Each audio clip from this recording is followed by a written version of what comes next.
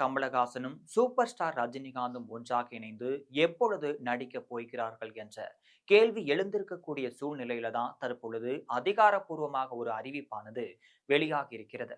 அது என்ன என்பதை பற்றி ஜெம் தொலைக்காட்சி வழங்கும் சிறப்பு செய்தியில் பார்க்கலாம்.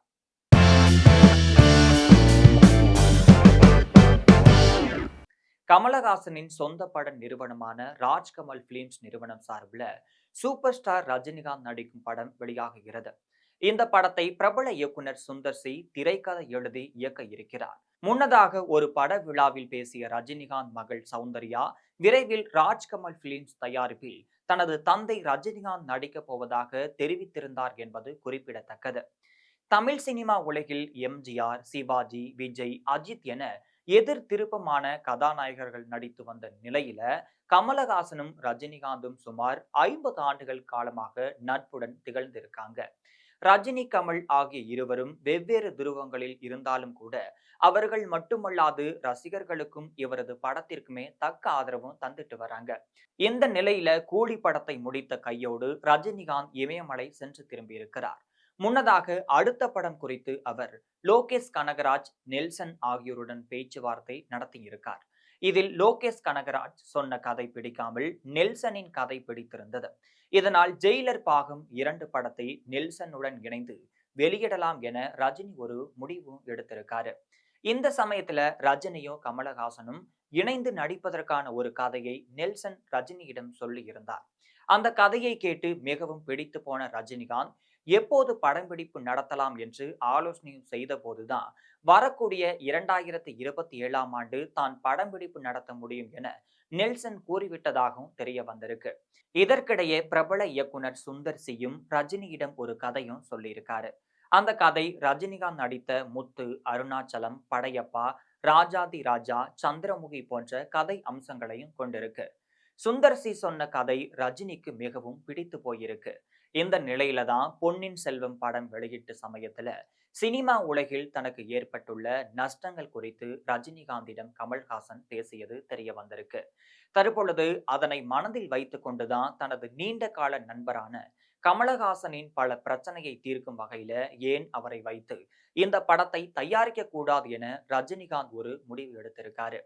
முன்னதாக இந்த படத்திற்கு ரஜினிகாந்த் சம்பளத்தை தவிர்த்து 70 கோடி ரூபாயில் படத்தை முடித்து விடலாம் என சுந்தர் சி சொன்னதாகவும் தெரிய வந்திருக்கு.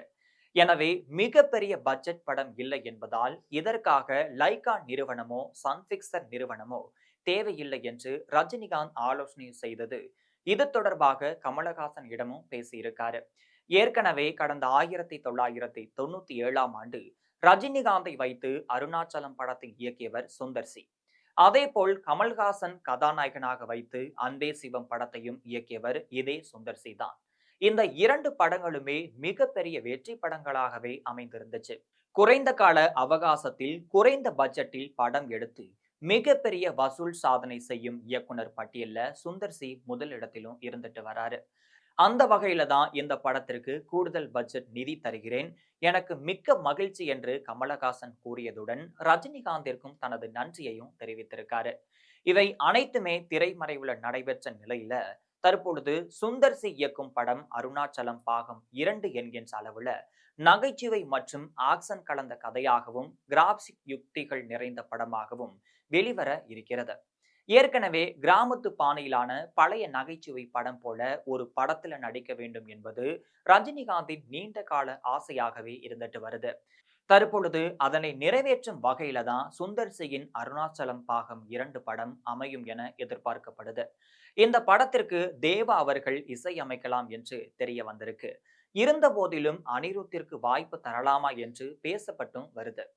சுந்தர் சியை பொறுத்தவரையில மூக்குத்தி அம்மன் பாகம் 2 படத்தை எடுத்து அந்த படம் நிலுவையில் இருக்கிறது. தற்பொழுது அவர் விஷால், தமனா ஆகியோர் நடிக்கும் ஒரு படத்தையும் இயக்கிட்டு வராரு. அதன் படம் பிடிப்புகளும் முடிவடைந்த நிலையில வரக்கூடிய 2026ஆம் ஆண்டு ஏப்ரல் மாதம் இந்த படமானது வெளியாக இருக்கிறது. இதனை முடித்த கையோடு ரஜினி நடிக்கும் புதிய படத்தை சுந்தர் சி இயக்க இருக்கிறார். அதே சமயத்துல ரஜினியும் கமலஹாசனும் இணைந்து நடிக்கும் அடுத்த திரைப்படத்தை 2027ஆம் ஆண்டு நெல்சன் இயக்குகிறார். சூப்பர் ஸ்டார் ரஜினிகாந்த், உலக நாயகன் கமல்ஹாசன் ஆகியோர் பொறுத்த வரையில 1975ஆம் ஆண்டு பாலச்சந்தர் இயக்கிய அபூர்வ ராகம் படத்தில் ஒன்றாக நடித்திருக்காங்க.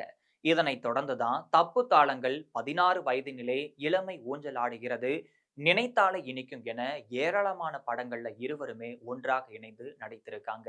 தற்பொழுது 50 ஆண்டு கால பயணத்தை கடந்த நிலையில ரஜினியின் 173வது படத்துல இருவரும் ஒன்றாக இணைந்து நடிக்க இருக்காங்க. தமிழகத்தில் உள்ள சினிமா ரசிகர்கள் அனைவருமே கமல்ஹாசன், ரஜினி ஆகிய இருவரையுமே ஆதரிப்பவர்கள். எனவே கமல் தயாரித்து ரஜினி நடித்து வெளிவர இருக்கக்கூடிய படம் மிகப்பெரிய வெற்றி படமாக அமையும் என தெரிய வந்திருக்கு. இது தவிர சுந்தர் சியின் படங்கள் அனைத்துமே வெற்றி படங்களாகும். அந்த வகையிலும் ரஜினியின் 173வது படம் மிகப்பெரிய திருப்பு முனையாக அமையும் என எதிர்பார்க்கப்படுது.